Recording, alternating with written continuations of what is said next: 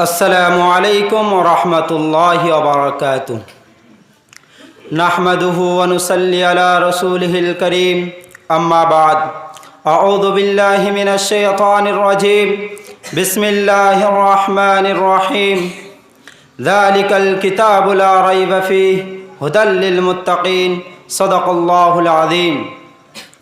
الہی رونق اسلام کے سامان پیدا کر، الہی رونق اسلام کے سامان پیدا کر، دلوں میں مومنوں کے الفت قرآن پیدا کر۔ صدر محترم، آج کے اس مبارک اجلاس میں میرا موضوع سخن دنیا کی سب سے پاکیزہ اور مقدس کتاب قرآن پاک ہے۔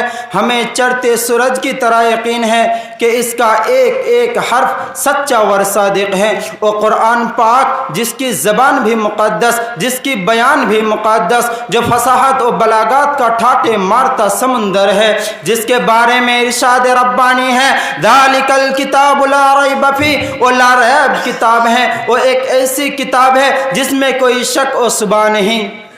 میرے دوستو، قرآن کریم رب ذوالجلال کی طرف سے عطا کردہ وہ حسین تحفہ ہے کہ جس نے 23 برس کی قلیل مدت میں پورے عالم میں وہ انقلاب برپا کر دیا کہ بڑے سے بڑے فصحا بلغا ادبا حیران رہ گئے، جس کی آیاتوں کو سن کر پتھر دل موم ہو گئے۔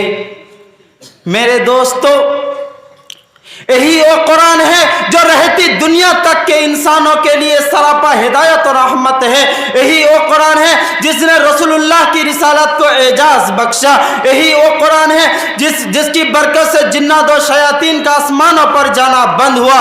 یہی وہ قرآن ہے جس کی برکت سے عزت و رفعت کے شامیانے گر گئے۔ یہی وہ قرآن ہے جس کی بدولت محبوب حقیقی کی رضا نصیب ہوتی ہے۔ یہی وہ قرآن ہے جو سچائی اور امانت داری کا درس دیتا ہے۔ یہی وہ قرآن ہے جس کی بدولت عمر فاروق رضی اللہ عنہ کو ایمان نصیب ہوا۔ یہی وہ قرآن ہے جس کی نظیر پیش کرنے سے ساری دنیا عاجز اور قاصر رہی۔ یہی وہ قرآن ہے جس کی حفاظت کا وعدہ خود رب کائنات نے فرمایا۔ مسلمانوں، قرآن کریم عظیم برکت اور سعادت ہے جو روح خداوندی ہے، معدن حیات اور سرچشمائے زندگی ہیں۔ وہ عرب قوم دنیا جن کو ذلیل اور حقیر جانتی تھی، کوئی ان کو اونٹ کی مگنیوں میں لکھنے والا سمجھتا تھا، کوئی ان کو جہلائے عرب کا خطاب دیتا تھا، کوئی ان کو جاہلیت مکہ کہتا تھا۔ لیکن جب قرآن آیا جس کا نام جہلائے عرب تھا، صحابہ کرام ہو گیا جن کو نفرت سے یاد کیا جاتا تھا، ان کو رضی اللہ عنہم ورضوا عنہ کا اعزاز ملا۔ جس زمانہ کا نام جاہلیت تھا، اس زمانہ کا نام خیر القرون ہو گیا۔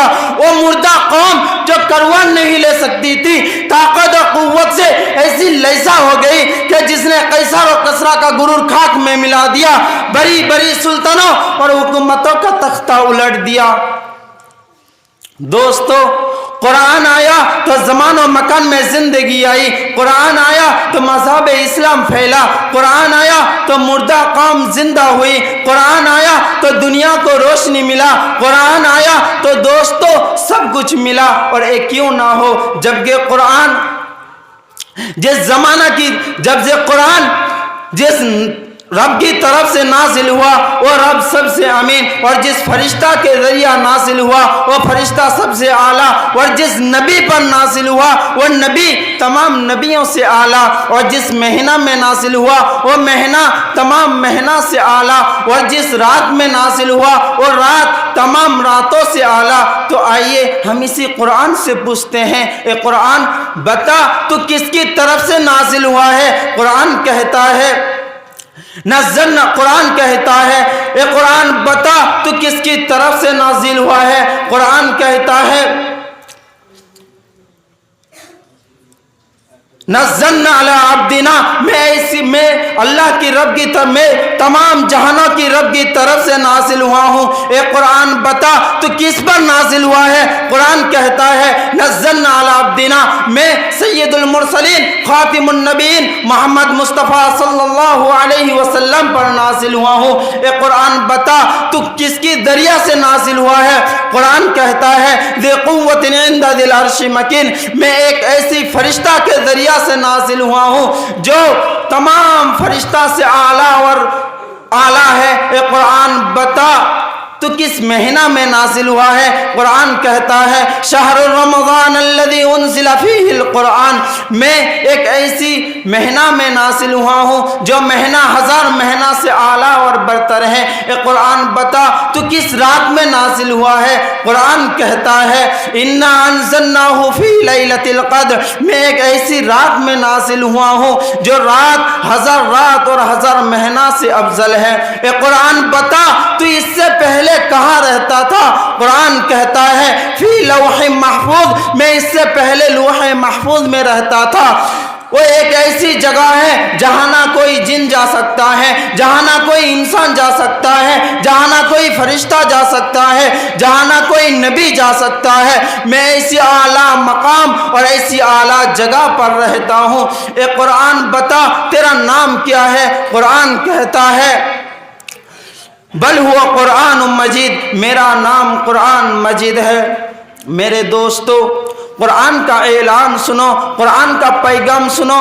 قرآن کہتا ہے مجھے یاد کرو گے تو حافظ بن جاؤ گے، مجھے پڑھانے بیٹھو گے تو استاد بن جاؤ گے، میرا ترجمہ کرو گے تو عالم بن جاؤ گے، میری تشریح کرو گے تو مفسر بن جاؤ گے، میری تقریر کرو گے تو مبلغ بن جاؤ گے، میرے مطابق فیصلہ کرو گے تو قاضی بن جاؤ گے، مجھ پر عمل کرو گے تو ولی اللہ بن جاؤ گے۔ یہی تک نہیں بلکہ قرآن اعلان کرتا ہے وَرَتِّلِ الْقُرْآنَ تَرْتِيلًا، مجھے سنوار کر پڑھو گے، مجھے ترتیل کے ساتھ پڑھو گے تو تم قاری بن جاؤ گے۔ اس لیے تو کسی شاعر نے کیا ہی خوب کہا ہے قرآن سیکھنا بھی ثواب ہے، قرآن سکھانا بھی ثواب ہے، قرآن سیکھنا بھی ثواب ہے، قرآن سکھانا بھی ثواب ہے، قرآن کی تو بات بتانا ہی ثواب ہے۔ جس شخص کی تعلق قرآن سے ہو جائے اس کے لیے جنت میں اعلیٰ مقام ہے۔ وآخر دعوانا الحمدللہ رب العالمین۔